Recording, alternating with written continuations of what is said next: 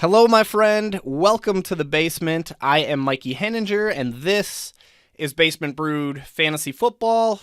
Thank you so much for being here. Seriously, I'm going to tell you this every single time, whether it's episode 7, 700, 7,000, 7 million.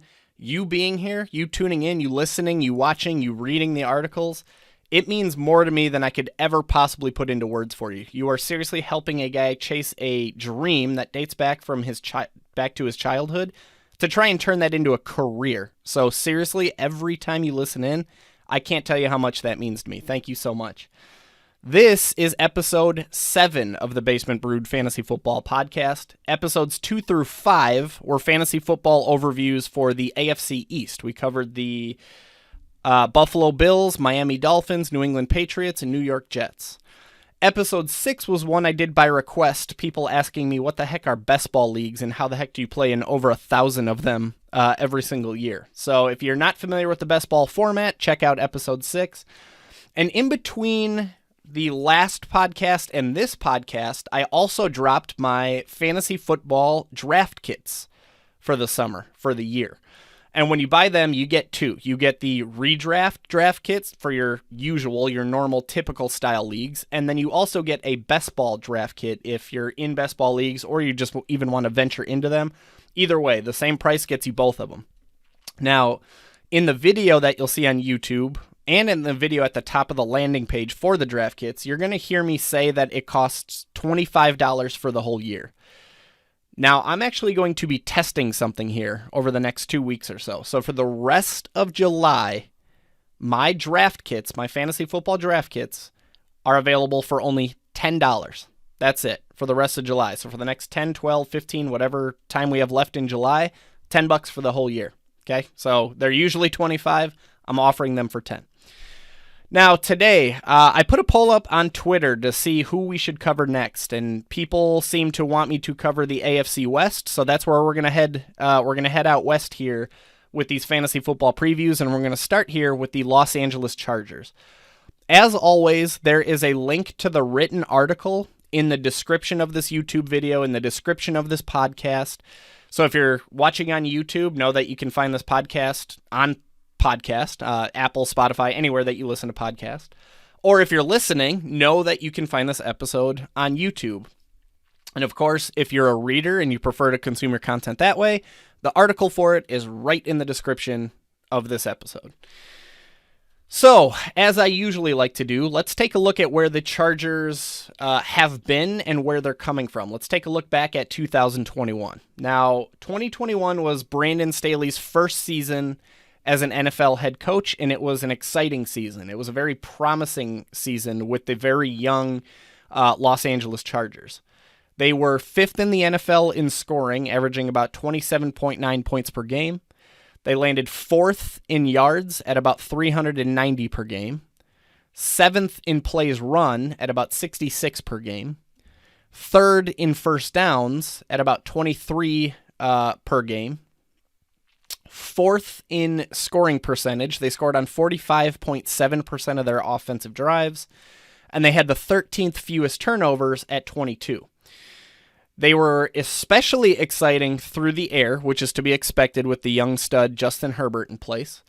They were the 3rd heaviest passing offense in football. They threw the ball 39.7 times per game. They landed 2nd in passing yards at 282 per game. 3rd in passing first downs at 15.1 per game, and then 5th in passing touchdowns with 38. Now, if you're desperate for a dark spot, they did have the 19th most interceptions with 15. But this is a fantasy football podcast, and interceptions matter, but do they really? I'd much rather focus on the 38 touchdowns than the 15 interceptions. Now, the Chargers were less exciting on the ground. They were pretty much average to below average across the board statistically. They finished 22nd in rushing attempts at just about 25 per game, so they didn't run the ball very much. They were 21st in rushing yards at about 108 per game. Now, they did have the 16th most, I guess, quote-unquote most, that's middle of the pack, but they had the 16th most rushing first downs at 6.6 per game. And the biggest bright side among all of it, of course, is that they had the 11th most rushing touchdowns with 18, which again, that's what really matters in fantasy football. Now, the split of heavy passing volume versus lower passing volume, that likely has a lot to do with the fact that they allowed the fourth most points in football last year. Their defense allowed about 27 points per game, and they needed to keep pace with their opponents, which, usually in football, in fantasy football, means they're going to be throwing a lot and running a little bit less. I would expect that to balance a little bit more this season, assuming that, the Chargers have improved the defense here a little bit. So I would expect that to balance out a little bit more, but still, the Chargers are going to be a pass-heavy unit. They got Justin Herbert, the young stud, at quarterback. I wouldn't expect too big of a change there, and I would continue I would continue as necessary, or continue as business as usual with the LA Chargers. All in all, it was a very, very exciting first campaign for them to build on here in 2022. Now, looking forward at 2022, this is Justin Herbert's third year, so arguably we should expect continued progression from the young quarterback. This is the first time in Herbert's career that he's had two straight seasons in the same offensive scheme, same offensive system. The vast majority of his supporting cast is returning, right? He's still going to have Keenan Allen and Mike Williams. He's going to have Austin Ekeler coming out of the backfield. The Chargers upgraded their tight end. They went from 35-year-old Jared Cook to 28-year-old Gerald Everett, who's certainly flashed in the NFL in his time with the Seahawks and the Rams. They added Isaiah Spiller as a fourth-round pick, who they hope to add some stability to the run game. And, there's Josh Palmer, their third-round rookie receiver from last year. He should hopefully be another year developed. And even if he's not quite ready, Jalen Guyton's been terrific in that third wide receiver role as well. So all in all, there's no reason to not be excited once again for the Chargers in 2022. The arrow can only be pointing up. There's no reason it would be pointing down. Let's focus in on that young quarterback to start with, right? That's the fuel of the offense. That's where it all begins. Let's start with Justin Herbert. 2 seasons ago in his rookie year, he finished as the QB9, but more importantly, last year in his first year with Brandon Staley at head coach, he finished as a QB2 behind only Josh Allen. He averaged about 22.1 fantasy points per game. He was second in the NFL in completions, third in the NFL in passing yards at 4,631, and he had the fourth most passing touchdowns with 35. He even actually added 301 rushing yards, which was the 10th most among quarterbacks, and he had 3 rushing touchdowns, which was the 9th most among quarterbacks. Now, if you're desperate for some negativity, he had 2 slight blemishes on his resume. Right, earlier we talked about the turnovers. Well, he had 14 interceptions, which tied for the 5th most among all quarterbacks. That's not something I'm entirely worried about. What I'm more focused on for the purposes of fantasy football is that his fantasy football floor, was not quite the same, not quite as safe as some of his peers. He scored 20 points or more, 20 fantasy points or more, in just 50% of his games. Now, for comparison, Josh Allen, Tom Brady, Patrick Mahomes, Aaron Rodgers, Jalen Hurts, Dak Prescott, and Kyler Murray all bested that. Most of them were able to hit 20 fantasy points or more in 60% of their games, or 60 or more percent of their games, and Herbert was only able to do it in 50%. Still, that's 50% of his games. That floor is fine enough. It's just worth noting that it wasn't quite the same as some of his peers at quarterback. Now, where we really want to focus for fantasy football purposes is that his ceiling was the best in fantasy football, or one of the best, but I would say the best. He scored 30 fantasy points in 25% of his games. That tied Lamar Jackson and Josh Allen for the league high. And he was one of just 2 quarterbacks in all of fantasy football last year to hit 40 fantasy points in a given week. So in week 5, Lamar Jackson scored 41.88 fantasy points. 41.88 fantasy points, and he was the QB2 on the week because Justin Herbert scored 42.82. That was the high score for all fantasy football quarterbacks on the entire season. Okay, so don't overthink it. The floor itself is maybe a little bit, it's less exciting than some of his peers, but that's completely overruled by the high ceiling and having one of the best ceilings in all of fantasy football as far as quarterbacks go. So don't overthink it. The guy's got another year in the system. Again, this is going to be the first time in his career that he's been in the same system for 2 years in a row. He's got Keenan Allen. He's got Mike Williams again. He's got Austin Ekeler. Third-round pick from last year, Josh Palmer, should hopefully be another year developed. Jalen Guyton's a great deep threat. They added Gerald Everett and updated that tight end room. Don't overthink it. Justin Herbert could be the QB1 by the time the 2022 season is over. Now, in fantasy football drafts, he's currently being drafted as the QB2 behind Josh Allen. Completely understandable. He's drafted around pick 44, which is the 4th round. To me, I'm still the wait on QB type, especially when you see some of the names drafted around Justin Herbert in early best ball leagues. He's usually drafted around names like Terry McLaurin, Ezekiel Elliott, Gabriel Davis, Deontay Johnson, Darren Waller, Breece Hall, Cam Akers, Jerry Jeudy, Allen Robinson, and Patrick Mahomes. All of those guys are drafted within 5 picks of Justin Herbert on either side, 5 picks before or 5 picks after. Now, unless I am targeting a Chargers stack, right? If I took Keenan Allen in the 3rd, if I took Mike Williams in the 3rd, if I took Austin Ekeler in the 1st, unless I'm targeting that's the only scenario in which I'm usually targeting Justin Herbert in the 4th, is if I have one of those other guys and I'm targeting that stack. And if I'm not, and usually I'm not, I'd much rather wait because I can still get Lamar Jackson around pick 51, Kyler Murray around pick 60, Joe Burrow around 71, Russ Wilson around 77, and Dak Prescott around 86. So there's some serviceable, similar tier quarterbacks available later, and sometimes much, much later. As far as my draft kits go, I do have Justin Herbert at the top of tier 1B with Lamar Jackson, Joe Burrow, Kyler Murray, and Russell Wilson. And in dynasty leagues, there's nothing really to see here, nothing that's particularly surprising. The guy's a top 5 quarterback option for the next decade. Let's head over to the backfield. Let's focus in on Austin Ekeler to start with. Now, last year, like Herbert, like the rest of the Chargers, of course, last year was his first year under the Brandon Staley system. He finished as PPR's RB3. He was a PPR dynamo. He was dynamite in the PPR game. He finished 3rd in running back targets with 82, 3rd in running back catches with 65, and then he finished 1st in receiving yards with 612 and 1st in receiving touchdowns with 7. He accounted for 14% of the Chargers' targets, 16% of their catches, 13% of their receiving yards, and 21% of their receiving touchdowns. He had the 4th highest floor among running backs, and that's if you count Derrick Henry. If you don't count Derrick Henry, then he had the 3rd highest floor.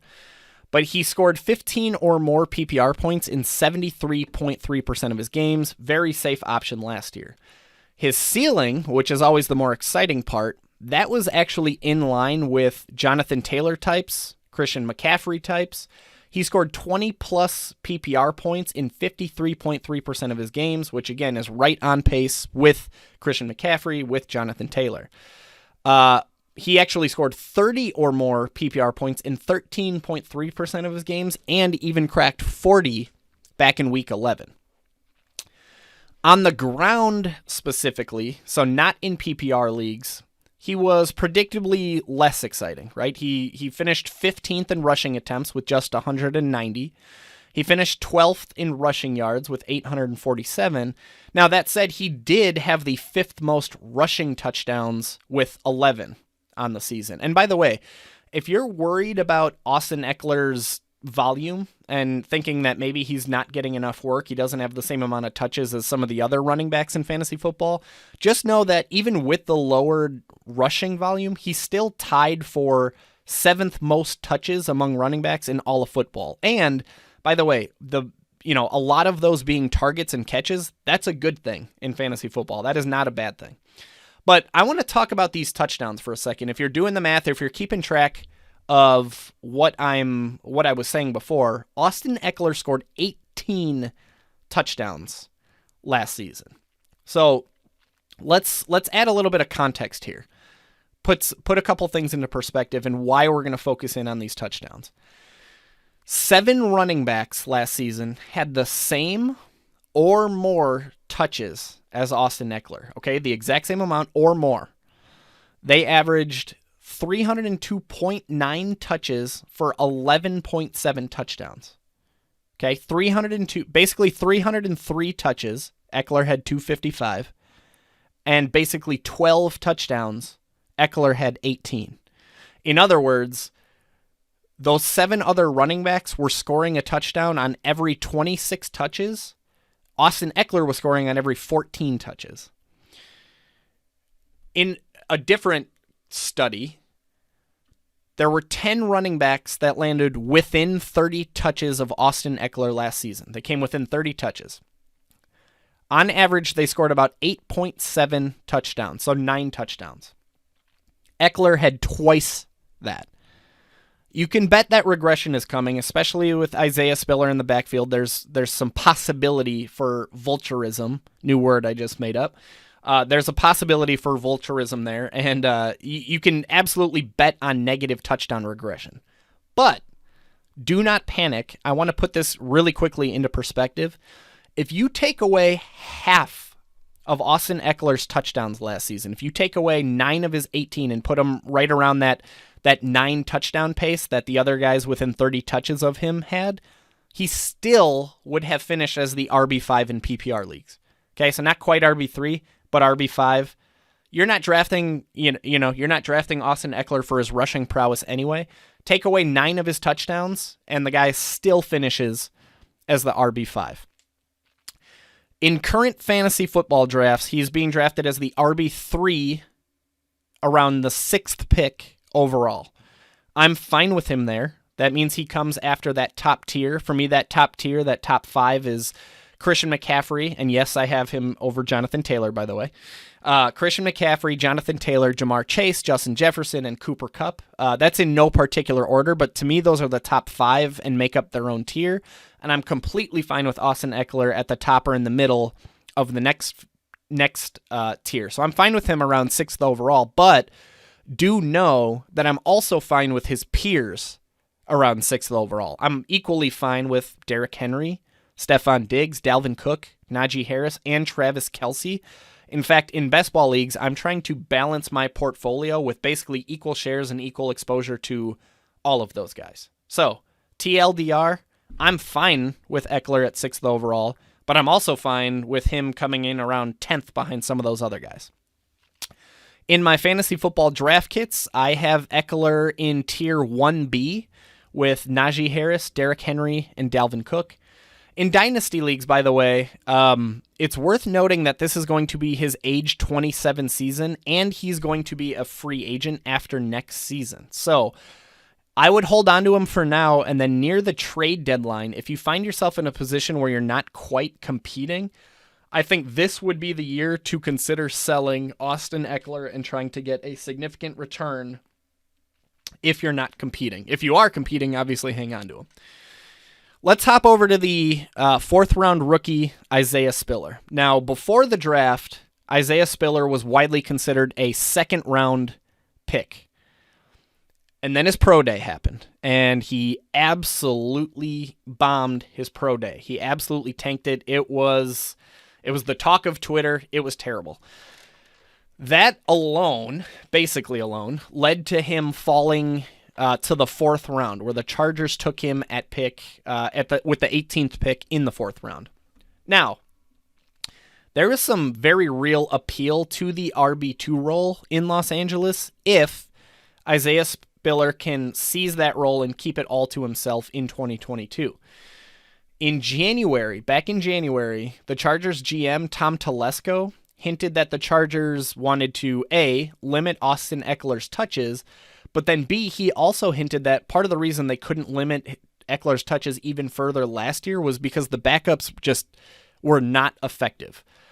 His quote, here's what he said, and I quote, "Austin can handle a heavy workload, but he shouldn't have to. we've got to be able to rotate other guys in. Okay, so hinting that they want to further limit Eckler's workload, and they just don't trust the backups that they already had in place. Last year, Justin Jackson, Larry Roundtree, and Josh Kelly all played behind Austin Ekeler. They combined for 137 carries for 553 yards. Right, that's 4.04 yards per carry. Not exciting at all, mediocre at best. And they scored 3 touchdowns. They added, quote unquote, 28 catches for 215 yards, right? So TLDR, mediocre at absolute best, not super trustworthy, not any. They didn't really add anything to the Chargers offense. Look at this year. Justin Jackson is gone. Roundtree and Kelly are still there, but the Chargers use a 4th round pick on Isaiah Spiller. We know that there's some talent there. He was expected to be a 2nd round pick before his pro day. So if Spiller can grab that role and keep it for himself, if he impresses in camp and they do start to lower Eckler's touches a little bit, Spiller can find himself on the radar as a flex play, especially during bye weeks. Now in fantasy football drafts, he's currently going around pick 43. He's RB 43 around pick 134, which is in the 12th round. As much as I think he could be on the fantasy football radar this year, I also think that's way too expensive in fantasy drafts. He's no guarantee to lock down that RB2 role. And even if he does, it is worth noting that Roundtree, Jackson, and Kelly last year combined still averaged less than 10 touches per game combined. So I'm willing to bet that the Chargers continue to limit Eckler's touches, which would mean more touches for the backup. But still, it's not even a guarantee that Spiller locks down that RB2 role.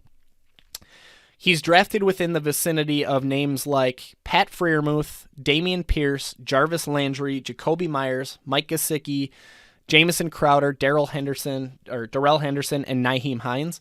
More often than not, I am passing on Spiller and opting for one of those other names.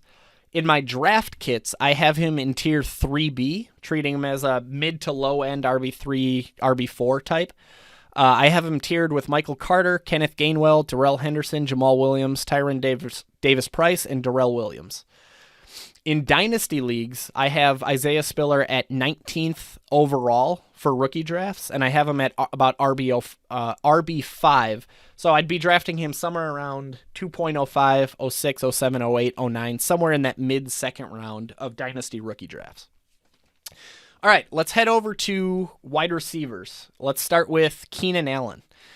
In his first year with Justin Herbert, so 2 years ago, he finished as the wide receiver 7 in PPR leagues, and last year he finished as the wide receiver 10. So back-to-back wide receiver 1 campaigns in the 2 seasons that he's played with Justin Herbert. Over the last 2 seasons, he's averaging 16 points. He's basically 17 PPR points per game over the last 2 seasons. And in PPR specifically, he is a machine. Last year, he landed 5th, or in the 2 years that he's played with Herbert, he's landed 5th and 8th in wide receiver targets, 6th and 6th in catches. But in the yardage and touchdown columns, it's been a little bit, I shouldn't say more depressing, but a little bit less exciting. He's landed 11th and 17th in wide receiver yards and 13th and 15th in wide receiver touchdowns. Now, he is one of the safest and most consistent options in fantasy football. He's over the last 2 years, he's scored 15 or more PPR points in 58.6% of his games, and last year alone, he was able to hit 15 PPR points in 60% of his games. For a comparison, Jamar Chase, Tyreek Hill, Stephon Diggs, Chris Godwin, Mike Evans, and a lot more all hit 15 PPR points less frequently than Keenan Allen did last year. In fact, just 5 wide receivers all year were able to hit 15 PPR points more frequently than Keenan Allen did last season. So he's one of the safest wide receiver options in fantasy football. However, he does seem to have a bit of a limited ceiling. He was able to hit 20 or more PPR points just 20% of the time, and he never once hit 30 PPR points. That's somewhat concerning because 25 different wide receivers last season were able to hit 30 PPR points at least one time. Keenan Allen didn't do it at all. 2 years ago, he did. He scored 30 PPR points twice 2 years ago, and he scored 20 or more PPR points in 42.9% of his games. So in 2 seasons with Justin Herbert, he's hit 30 or more PPR points in just 6.9% of the time. Nice. Not much has changed with Keenan Allen as far as his environment goes, right? It's still the same target competition as last year. So really, I'm just expecting very similar output to the last 2 seasons, very similar output here in 2022.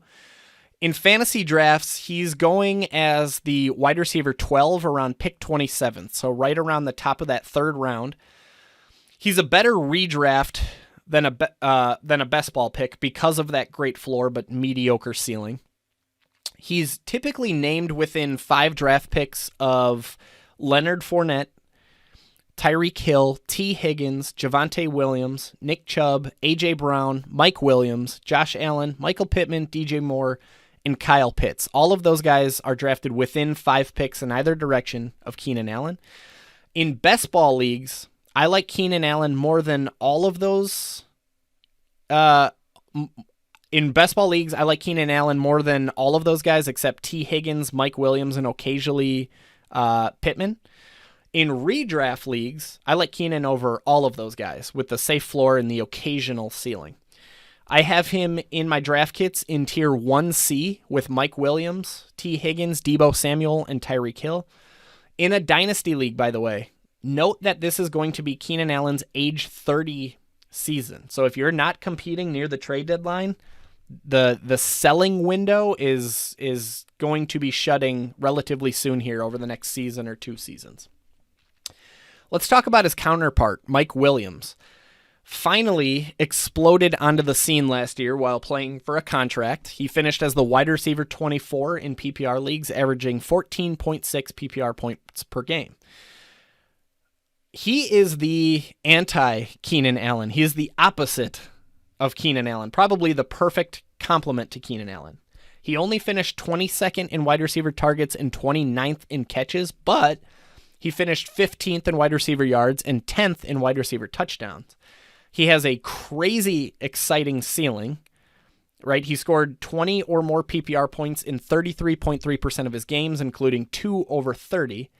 But he has got an absolutely terrifying floor. He landed in under 10 PPR points in 46.7% of his games. So almost half of his games, he landed under 10 PPR points. Terrifying floor. Again, opposite of Keenan Allen, he's a much better best ball draft pick than a redraft draft pick.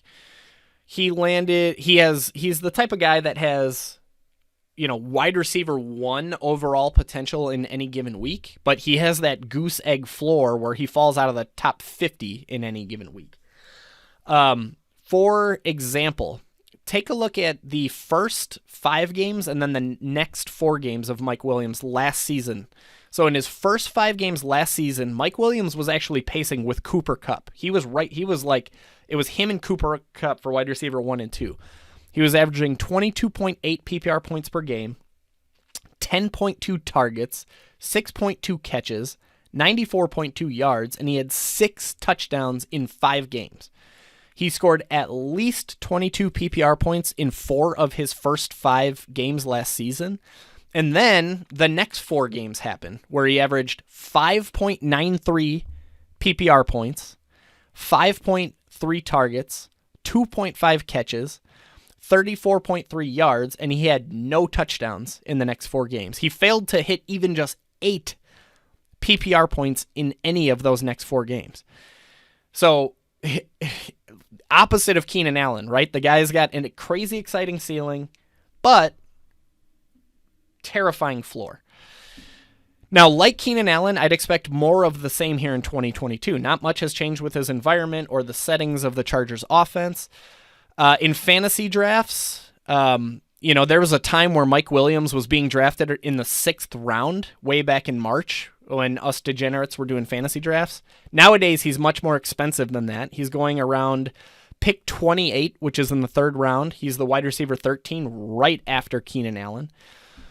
Names drafted within 5 spots of Mike Williams include T. Higgins, Javonte Williams, Nick Chubb, A.J. Brown, Keenan Allen, Josh Allen, Michael Pittman, DJ Moore, Kyle Pitts, and James Conner. In best ball drafts, I like Mike Williams over all of those guys, although sometimes I do opt for T. Higgins, but other than that, I like Mike Williams more than all of those guys in best ball. In redraft, however, I'd take most of those guys over Mike Williams, except for Javonte Williams, Josh Allen, James Conner, and maybe Kyle Pitts. In my draft kits, I do have him in Tier 1C with Keenan Allen and T. Higgins, Deebo Samuel, and Tyreek Hill. Dynasty leagues, he's kind of he's just a guy. He's just somebody that you're holding onto. Maybe he's somebody you're buying later if you're in a competing position, but if you're not competing, it's okay to consider selling him. He's in his age 28 season. Let's hop over to the wide receiver 3 spot with Josh Palmer and Jalen Guyton. Last year, these guys split the wide receiver role. They combined for 79 targets, 54 catches, 704 yards, and 6 touchdowns. And it was a pretty close to even split for both guys across the board statistically. They came very close in targets, catches, yards, and touchdowns. Now, if you merge the two, they scored 164.4 PPR points, which would have been the wide receiver 34, which is ahead of A.J. Brown last year. Of course, that's not how fantasy football works. On their own, Jalen Guyton was the wide receiver 78, and Josh Palmer was the wide receiver 87. Each guy was able to hit 15 PPR points twice, but other than that, they scored less than 10 PPR points in 86 to 88% of their games.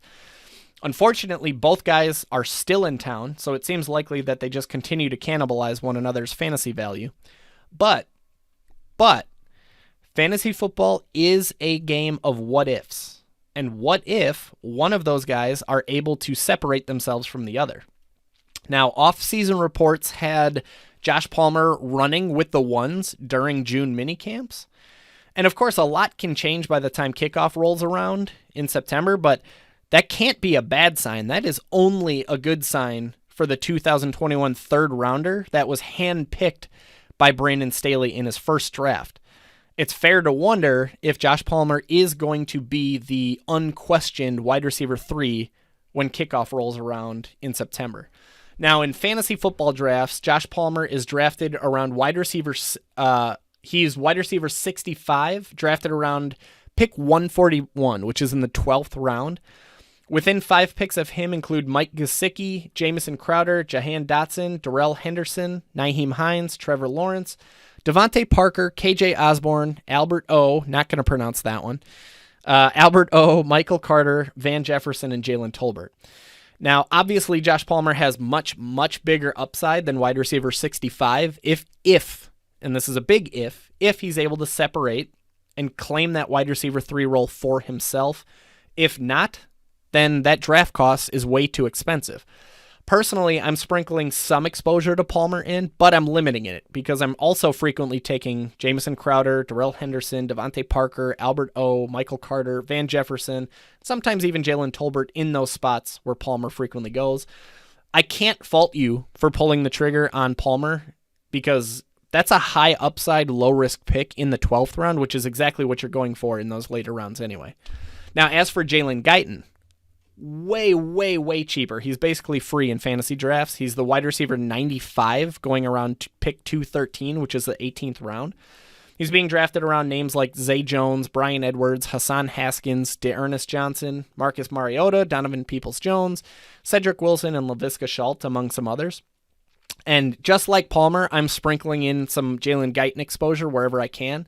You could certainly do worse for your 18th pick. Like, after all, what if the opposite is true? What if Jalen Guyton somehow leaves Josh Palmer in the dust? What if he becomes the wide receiver 3? So you could certainly do worse. And at wide receiver 95, he bested that last year.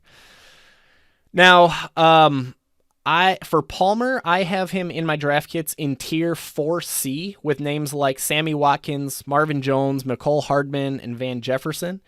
Jalen Guyton I have in tier 5B with names like Zay Jones, Terrace Marshall, A.J. Green, Paris Campbell, K.J. Hamler, Laviska Shenault, and Isaiah McKenzie.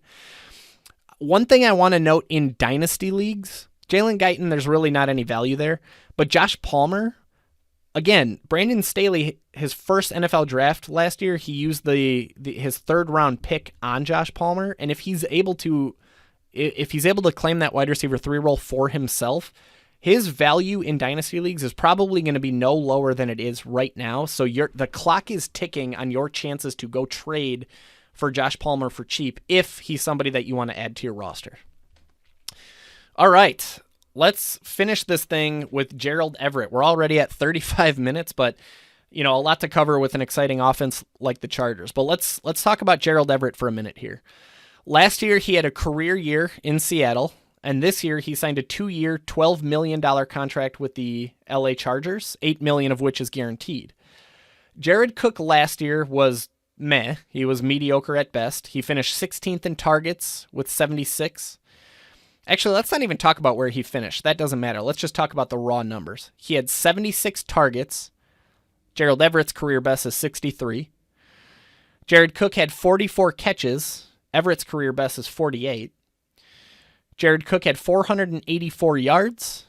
Everett's career best is 478. And Jared Cook had 4 touchdowns, where Everett's career best is also 4.